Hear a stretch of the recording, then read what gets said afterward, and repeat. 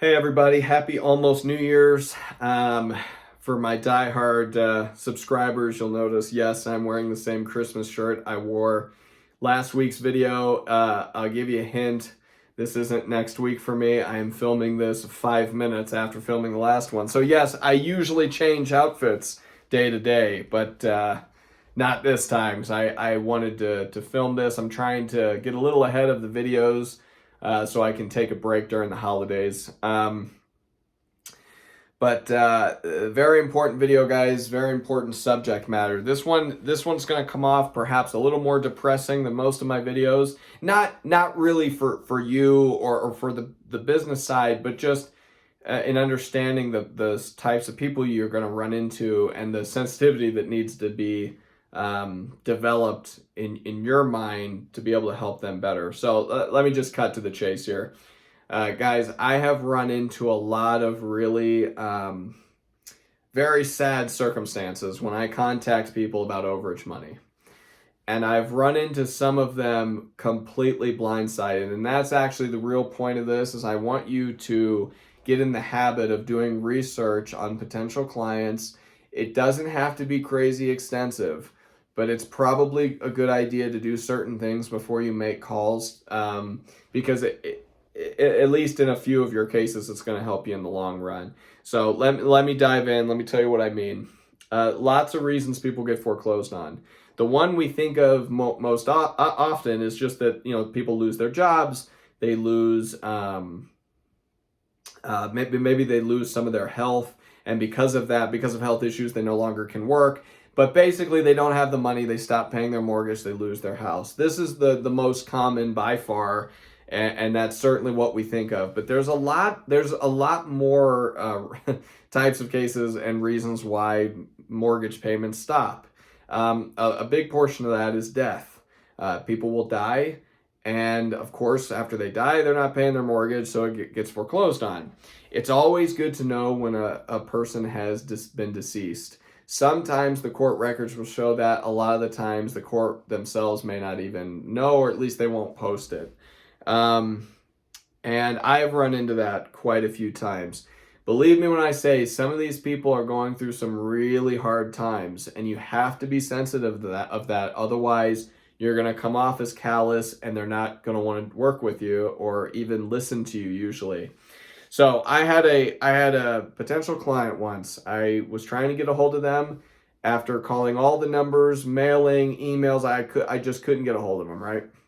So I do what I do. I started reaching out to family members, family and friends, trying to get a hold of anybody, saying, hey, can you have this person contact me? I think there's a lot of money I can get them. Same thing I always do. So I ended up calling this. There was a couple, and I called the parents of the woman in this relationship. Called her parents, and they were very short, very brief, like listening to what I was saying, but felt a little distant, and it was odd. The vibe of the whole conversation was odd, and I couldn't figure out why, because I was just asking them basically to have her contact me, that there was this money that I was trying to get for them, the same thing I always talk to people about. Turns out that the son-in-law, so their daughter's husband, came home one day and killed her, shot her, killed her, with a handgun, and then killed himself, shot and killed himself. So it was a murder-suicide. I did not know that. So the parents were kind of hearing me out.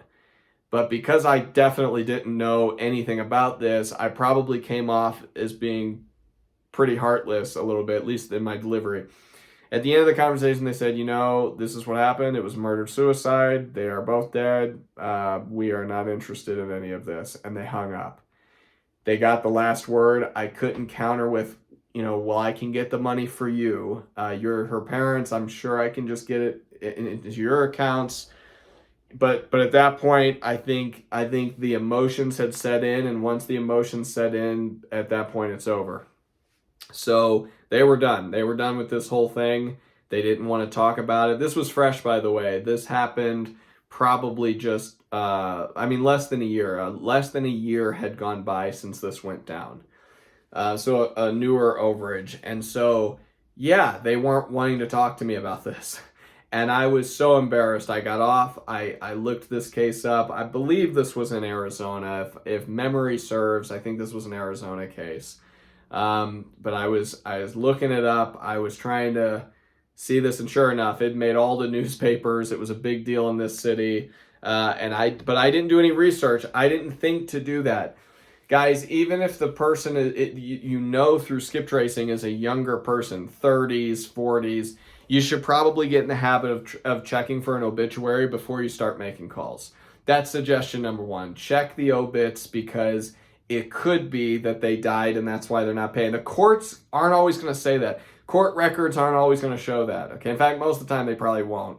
So you're not going to know just from seeing that this house got foreclosed on that they're dead. Okay, so sometimes you will. Sometimes they'll know they're deceased, but often they won't. So you should get in the habit of looking up obits. That actually happened to me on another case. Same exact thing. I reached out to this person's sister, this guy's sister, because I couldn't get a hold of him, and I knew there was over, I think it was $40,000. This may have been in Missouri. This was a Midwest one. So I tried to get a hold of him, couldn't get a hold of the sister, and she was also same thing, real short, but she was different than the parents in the previous story. She was like upset. She was annoyed, kept cutting me off, kept saying, "What? I don't even know if this is a scam." I mean, she was very abrupt with me. Not the first time that's happened, but it was still a little odd, because I wasn't even really I was trying to get him to call me. Anyways, turns out he died in a car accident. He was in his 30s. I think he was about my age. He was probably about 33 or so, but died in a car accident, and I didn't know that. I didn't think to check the obits because he was so young. Usually, if the tools I use say that this person's 90, then yeah, immediately I'm Googling to see if she died. But in this case, I didn't. So it's good to check obits, is my point. Unless you know for certain that they're still alive, it's good to check the obits to see if they're dead. Okay, so another case that I have. This one doesn't involve death. At least I don't think it does. This guy might be dead now, but he was an habitual drug user. That's why I say he could be dead now. This man's been in and out of rehab and prison and jail his whole life from heroin use. So he and his ex-wife, my client ended up being his ex-wife.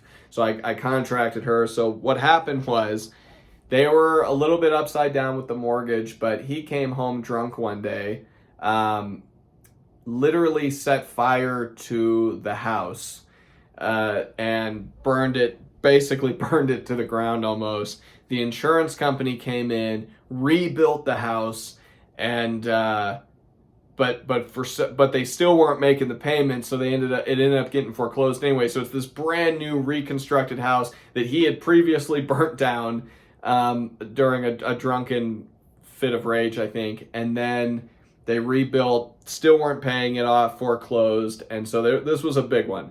This was was this $70,000? This was one of the larger ones I've done. It was probably about $70K.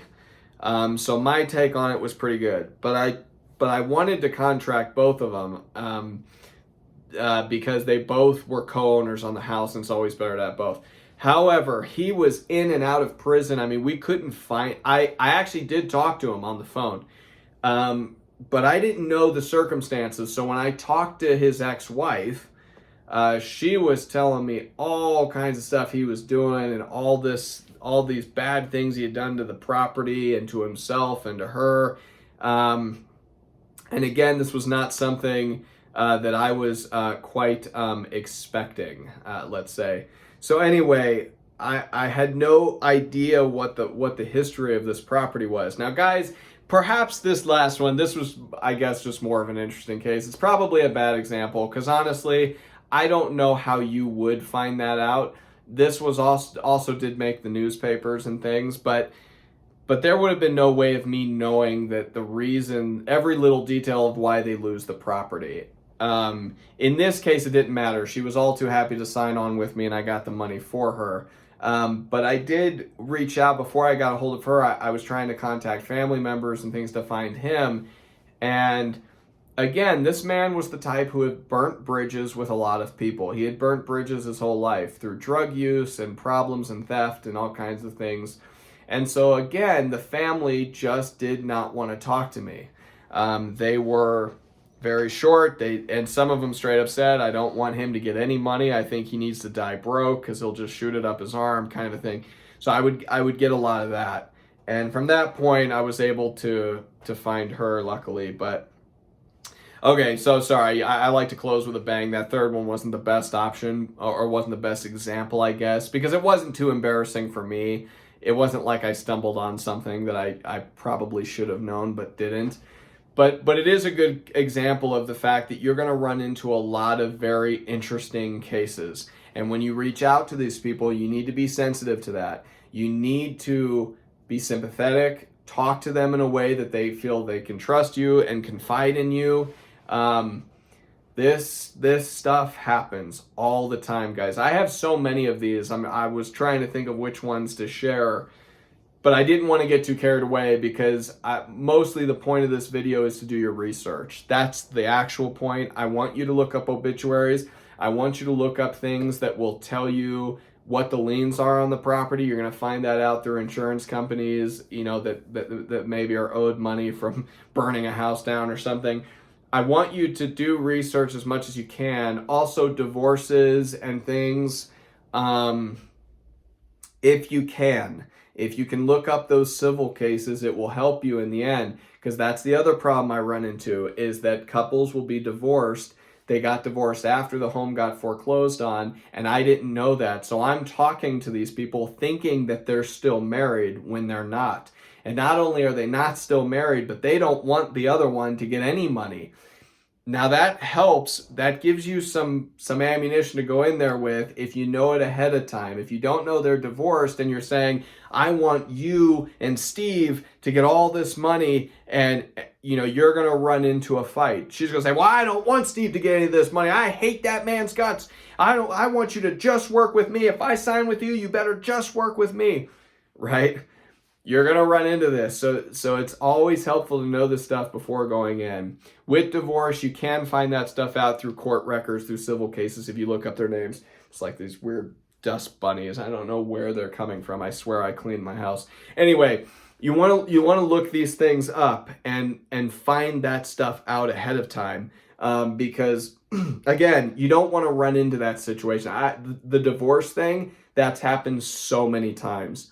So many times, guys, I can't even shake a stick at it, where I did not know they were divorced, and it ended up becoming a bit of a raised voice situation where they were almost upset at me that I didn't know that. I have so many more that involve death, but I don't want to be too depressing. Just look up the obits, guys, and look up divorce records. That's important before you start making calls. It'll help you out in the end. You should also look at the other one I was going to get to with the case where the guy burnt his house down, was in prison. It's also probably a good idea to look up prison records if they're available. Check at the very least to see if they're in jail. Admittedly, I don't do this on all of them because that's not as big of a deal. But if they're in prison and have been and have a lot of these problems, especially if it's an heirship case where you need siblings to sign with you to get the money out for all of them, knowing these things will help you talk to the siblings, because chances are the siblings don't like each other at that point. If one of them has always been, had drug problems, the likelihood of them draining family members of resources is more common, which means they're not going to like that person. And again, it just helps to know that ahead of time so you can plan your conversation accordingly and come up with a game plan. If you have questions about that, I can do more videos. This one's already running a bit long, so I'll cut it out. But do ask questions. If you're wondering what I mean by game planning and things, I can do videos on that. But do your research on these individuals, guys. It's quick. It's a few Google searches perhaps, and you should get the information that you need. And I think it will save you some really awkward phone calls when you start reaching out to these people. Be sympathetic, be caring, be kind, and and it'll probably go well, but understand that the emotions may take over. And that's a very natural thing. I don't have an answer for that. You can't force it, of course, but again, helpful to know things ahead of time. So do your research. All right, guys, have a good New Year's. I will talk to you soon. Bye.